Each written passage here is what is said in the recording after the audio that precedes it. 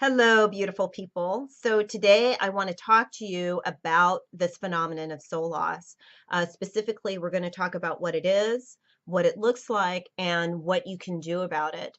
So soul loss happens when you experience a traumatic event and you're unable to fully process that event.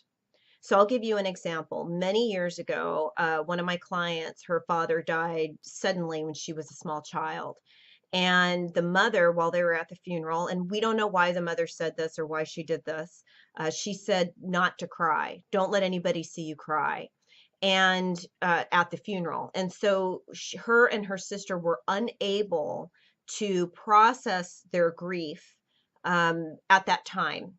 And so, from a physical level, what that looks like is that the unconscious mind took all of those emotions and hid them away from the conscious mind so that she could cope with what was happening in the present moment. Yes? On an energetic level, what happens is that there are parts of the self that are left in that trauma, which is why sometimes we'll keep reliving these traumas sometimes in our mind. But on an energetic level, they're left at that point. So you can imagine that over time, without some kind of methodology to begin to deal with the pains, to deal with the hurts, to deal with the things that happen, that there are parts of us that are left at these pivotal points throughout our lifetime up until now. And so, how do you know if you have soul loss? So, I wrote this and I'm just going to look over here a little bit. It says you're often confused about who you are and what you're doing. Now, what I mean by that is you're confused about, you do have a little bit of an existential crisis. You don't really understand your purpose. You don't understand why you're here. You lack energy, vitality, and enthusiasm for life. You're intensely lonely, even if you have an abundance of friends. Now, everybody has a little bit of this, and some of us have it more than others.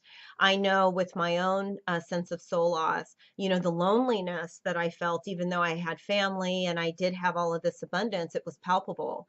I felt like people didn't understand me, and I felt very disconnected from other people with that sense of aloneness and isolation.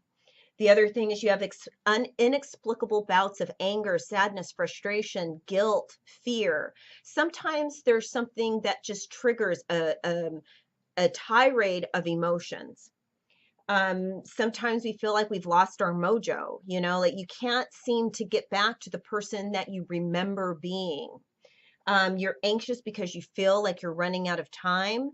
And you also feel this, again, this disconnection, not only from other people, but this disconnection from the universe, this disconnection from God. Like you can't really feel the universe supporting you and holding you. Another big thing with soul loss is the inability to set clear and decisive boundaries. Boundaries come from the heart center. They're not about you're going to do this and I'm going to set my boundary. Boundary setting is an act of self-love. All of these things, if we look at them from the other end, so I'm able to set, clear boundaries. I understand my purpose. I feel connected to my fellow human. I feel connected to nature. I feel connected to God. I feel even when I'm alone, I don't feel lonely. I feel whole. I feel perfect. I feel complete. I like myself. I feel comfortable in my own skin. All of that comes from a sense of wholeness. Yes.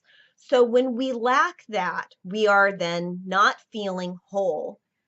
And we're not feeling whole because there are parts of us that are literally scattered throughout the spiritual universe. So, how do we get this back? The first thing we have is to be aware, right? So, it's an awareness like, I think this is the thing that's been going on with me. I should be happy, but I'm not. I can't seem to let go of the past. I do feel disconnected. So there's an awareness that soul loss has occurred. And that you haven't been able to fully process in a very healthy way some of the things that have happened in our past. And listen, one day I'm going to write a book called All the mean things that happened in third grade that still bother me. I mean, third grade for most people is, it can be very traumatic, learning your way, and the kids, can be so mean. So it could be a lot of things. So awareness, yes. And the other thing is the second thing is to start to get in touch with the range of your emotion. Oftentimes when I start working with new clients and I'll ask them, well, how do you feel about that? They look up, they're trying to access their memory, conceptualize the feeling, and they're totally disconnected from the emotion that they're feeling in the body. So emotions are they're visceral. You don't feel emotions in your head. There is a sensation of the emotion that is running through the body. And so the best thing that you can do for yourself right now is to make a commitment to start feeling what's really going on inside of you. You are an alive being. And there are thoughts and emotions that are moving through you at all times.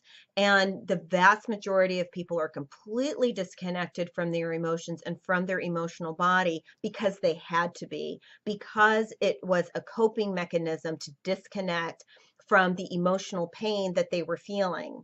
The problem is that again, it exacerbates this feeling or this thing of soul loss.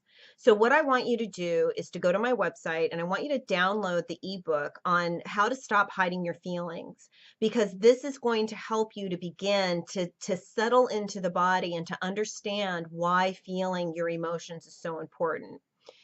The other thing that you can do is, well, actually, the whole JoyCode coaching, the 9 steps, is all about coming back into the body, healing the emotions, healing soul loss, and also about then from that place of wholeness, experiencing peace, power, and prosperity. Peace, power, and prosperity, by the way, are your natural state. They're just covered up by all this stuff, but they are part of you. It's not something that you have to go out and get. It's something that blossoms from within. And you don't have to clear everything up, perfectly for it to begin to blossom. Sometimes just a little bit, and then it begins to unfold your peace, your power, and your prosperity. Anyway, that's what I wanted to share with you today. And if you have any questions, you can always email me, Krista@myjoycode.com. Remember to go to my website, myjoycode.com, and download the ebook on how to stop hiding your emotions and begin feeling again. All right. Bye.